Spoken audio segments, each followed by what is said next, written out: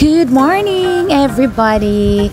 Breakfast is served and ngayon guys, araw na ito ay excited na naman guys ulit kasi itong araw na ito is a special day.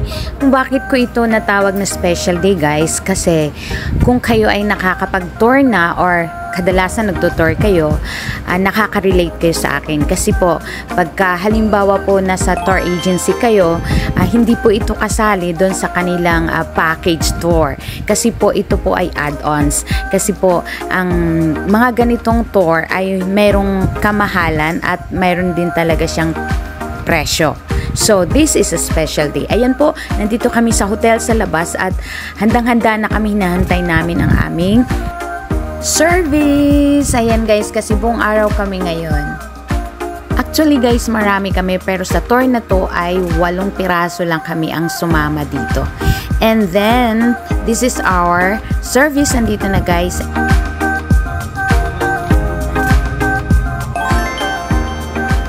Isa sa mga batik store dito sa Malaysia ang first stop namin guys. Ang batik guys, it means if this is a traditional guys, kung paano dinaday yung ating mga tela at lalagyan nila ng design, lalagyan nila ng wax. Ayan po. At pwede ka ring mag hands-on to try kung paano nila ginagawa yung kanilang mga art.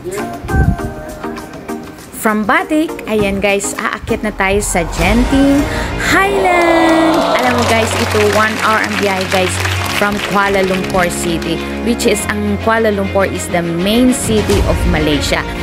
Ito ang pinakamataas na mountain dito sa Malaysia at ito ang pupuntahan natin guys, as napaka-excited to guys again kasi guys, ito ang pinaka-highlight natin ngayon sa araw na ito. Andito na tayo sa cable car kung saan tinatawag nila ito dito na Awana Sky Station. Ito yung first station guys at kailangan natin gumamit ng cable car para mas mabilis ang ating pag-akyat sa pinakatuktok ng bundok ng Malaysia.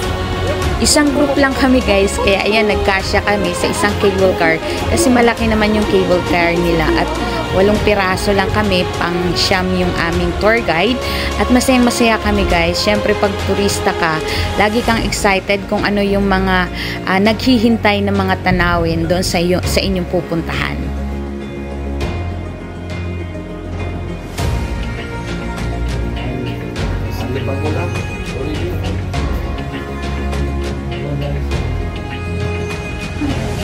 Pagod.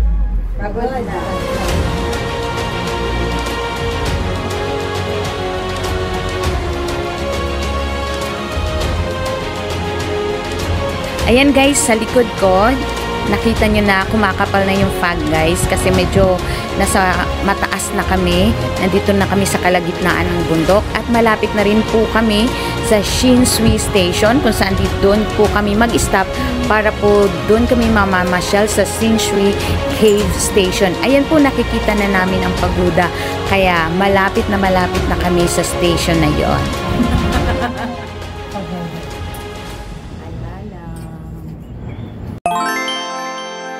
Yay! Ayan guys, nandito na po kami talaga guys. At take note guys, high-tech dito guys. Dahil nga gumagamit kami ng escalator. Dahil nga syempre napakatirik ng bundok, akit baba kami, hindi rin namin kakayanin.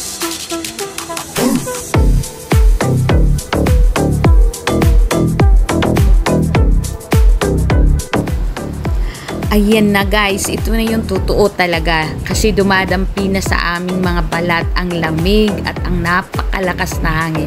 Kaya ang sarap sa pakiramdam dahil ang Malaysia ay mainit sa mga oras na to pero dito sa Genting Highland napakalamig. Tinitingnan ko rin ngayon guys ang map ng Shin Sui Caves Temple para hindi tayo maligaw. Ayan, the Shin Sui Caves Temple.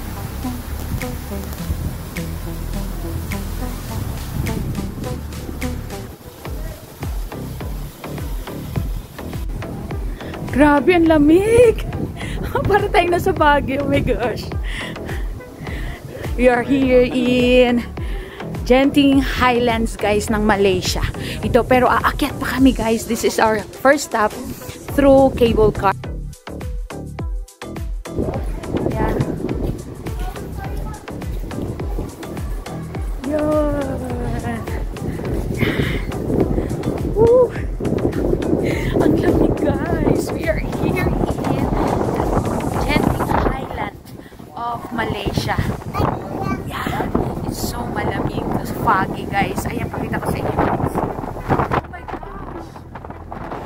Nagstay kami dito guys ng 2 hours para ma-enjoy namin talaga yung weather kasi hindi naman tayo laging pumupunta dito sa Genting Highland ng Malaysia.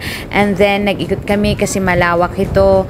Tiningnan namin yung foggy side, then yung street, ayan, kasi pwede ding umakyat yung mga sasakyan dito sa mountain na to kasi nga maganda rin naman yung kanilang mga daanan.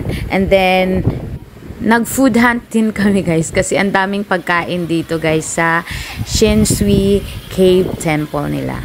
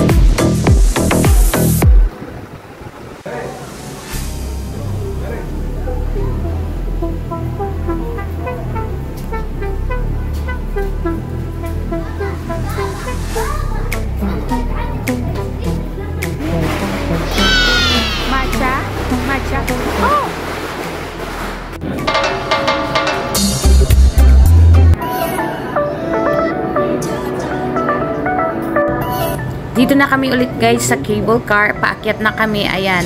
Blind spot na talaga guys. Wala na kaming makita sa sobrang kapal ng fog. Ayan. Andito na kami sa Sky Avenue. Mostly guys, dito sa Malaysia, tinatawag nila itong Sky World.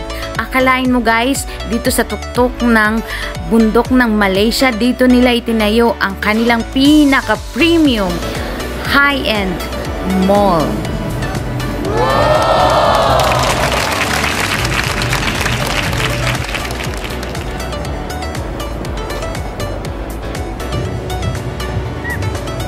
Careful na ka. Lumabas na sana yung Sky Avenue kanina eh. Dito nagsabay pa. Tara guys, samahan nyo kami guys dito sa Swenson's restaurant or what we call this at the center of this mall to have our lunch here. At the same time, makapag-relax na rin. Hindi natin kailangang magmadali kasi ang binigay sa amin ng tour guide namin is 3 hours kami mag-stay dito para ma-enjoy talaga namin ang napakalawak na mall na ito at maikot namin. So after our lunch, yun ang gagawin namin, mag-iikot kami sa mall na ito.